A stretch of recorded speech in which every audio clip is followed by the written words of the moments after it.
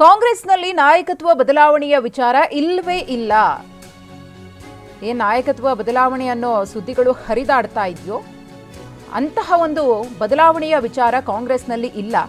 ಕಲಬುರಗಿಯಲ್ಲಿ ಸಮಾಜ ಕಲ್ಯಾಣ ಸಚಿವ ಮಹದೇವಪ್ಪ ಅವರ ಹೇಳಿಕೆ ಇದು. ಏನೇ ಇದ್ರೂ ನಮ್ಮ ಹೈಕಮಾಂಡ್ ತೀರ್ಮಾನ ಮಾಡುತ್ತೆ. ಇನ್ನು ದಲಿತ ಸಮಾವೇಶ ನಡೆಯುತ್ತಲೇ ಇರುತ್ತೆ, ಅಪಸ್ವರ ಏನೂ ಇಲ್ಲ ಅದ್ರ ಬಗ್ಗೆ. ಹೈಕಮಾಂಡ್ ಕೂಡ ಸಮಾವೇಶವನ್ನ ಮಾಡಬೇಡಿ ಅಂತ ಎಲ್ಲೂ ಹೇಳಿಲ್ವಲ್ಲ. ಇದು ಮಹದೇವಪ್ಪನವರ ಪ್ರಶ್ನೆ. ಪಕ್ಷಕ್ಕೆ ಮುಜುಗರ ಆಗದಂತೆ ಮಾತನಾಡಬೇಕು ಅಂತ ಹೈಕಮಾಂಡ್ ಸೂಚಿಸಿದೆ, ಅದರಂತೆ ನಡೀತೀವಿ ಎಂದಿದ್ದಾರೆ.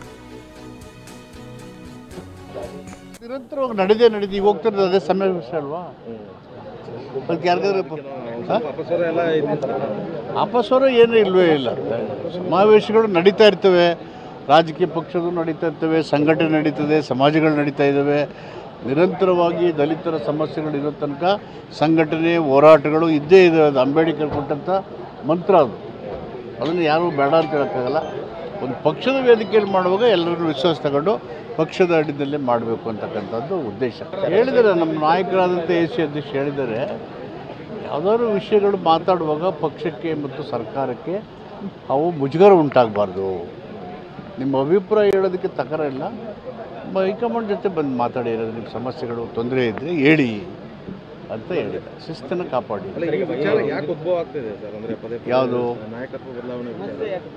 ಇಲ್ಲಿ ನಾಯಕತ್ವ ಬದಲಾವಣೆ ಪ್ರಶ್ನೆ ಇಲ್ಲವೇ ಇಲ್ಲ. ನಾನು ಮಾತಾಡಿ ಇನ್ಯಾರೋ ಮಾತಾಡಿ ನಾಯಕತ್ವನ ನಿರ್ಧಾರ ಮಾಡೋಕ್ಕಾಗಲ್ಲ.